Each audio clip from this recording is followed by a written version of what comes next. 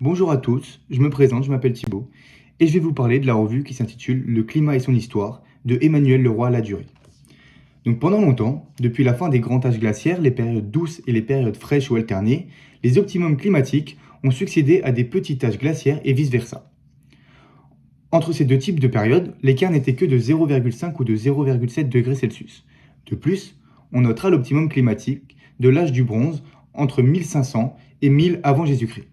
Il y a ensuite un optimum climatique d'époque romaine, de 200 avant Jésus-Christ à 200 après Jésus-Christ. Enfin, après une série de poussées glaciaires alpines, on obtient le petit optimum médiéval entre 900 et 1300 de notre ère. Là aussi, avec un climat qui fait des hauts et des bas, mais dans l'ensemble, on peut imaginer quelques dizaines de degrés en plus, ou bien un climat qui correspond aux belles années du XXe siècle. L'agriculture médiévale a possiblement profité de ce bonus de température, ce qui expliquerait certains aspects de la hausse des rendements agricoles, mais rien n'est sûr à ce propos. Le petit âge glaciaire commence aux alentours de 1300.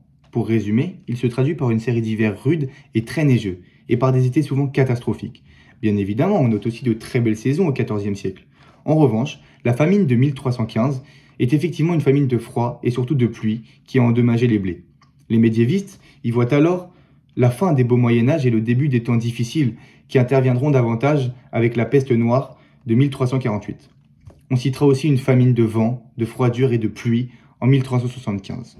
Sans oublier que le blé est un produit du Moyen-Orient qui n'aime pas l'hiver glacial ni les étés trop pluvieux ou trop secs et trop brûlants. Donc après le petit âge glaciaire du XIVe siècle vient le Quattrocento, le XVe siècle. Les glaciers alpins ont légèrement reculé, retrouvant ainsi leur dimension un peu plus modeste qu'ils auront dans les années 1920 à 1930. Les famines d'origine météorologique ont quelque chose de terrible, car elles sont aggravées par la misère de la guerre de Cent Ans. Ces famines du temps de la guerre de Cent Ans se mêlent à la peste et à toutes sortes d'éléments négatifs qui firent profondément blesser la population française.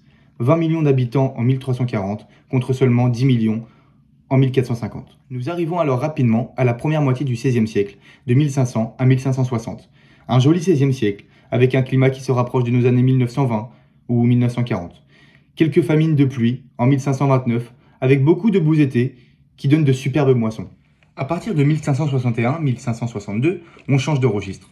Les hivers deviennent plus froids et plus neigeux, les étés sont souvent pourris, et cette situation aboutit à un déficit d'ablation des glaces et une poussée glaciaire assez marquée, autant dire que la mer des glaces avance d'1 kilomètre entre 1570 et 1610. Et l'on a de grandes famines dues au froid et à la pluie sur les blés, dues aussi aux néfastes conséquences des guerres de religion. Il y a des famines en 1562, 1565, 1573, 1586, sans oublier 1596 et 1597. Les phases tièdes s'accompagnent de belles moissons, ensoleillées, de bons vins, mais aussi de dysenterie caniculaire.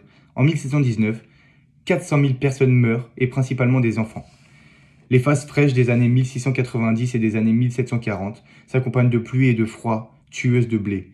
La famine de 1693 fait 1 300 000 morts en France. À partir de 1860, commence alors le processus étonnant de la fin du petit âge glaciaire. On ne doit pas confondre avec le processus de réchauffement proprement dit. La mer des glaces recule brutalement d'environ 1 km en l'espace de 20 ans, de 1860 à 1880, sous l'effet du souffle d'air chaud, puis ce recul cesse et ne reprendra qu'à partir de 1930 jusqu'à nos jours. Le vrai réchauffement européen et mondial ne commence chez nous comme ailleurs qu'à partir de 1900 et 1910. En 1910, c'est une année pourrie par excellence. C'est l'inondation parisienne de janvier, suivie d'un printemps et d'un été hyper pluvieux, qui donne une récolte de céréales misérable. Sans oublier aussi la canicule de 1911, qui va causer le décès de 40 000 personnes.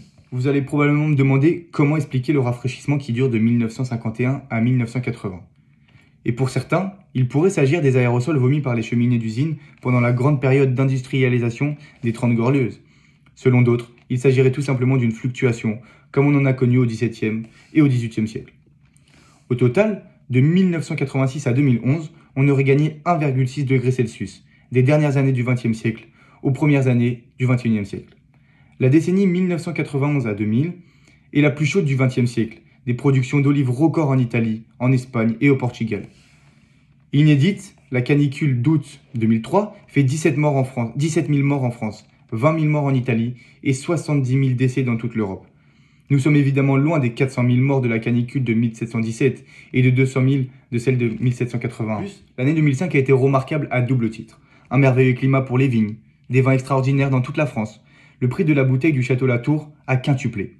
Mais l'ouragan Katrina a détruit une partie de la Nouvelle-Orléans, et on se demande si de tels épisodes ne tirent pas une partie de leur nouvelle puissance du réchauffement de la mer et de l'évaporation qui s'ensuit. D'après Emmanuel Leroy-Ladurie, il semblerait que le phénomène de réchauffement auquel nous assistons a bien pour origine l'émission de gaz à effet de serre. Merci beaucoup de m'avoir écouté, et on se retrouve pour un prochain compte rendu.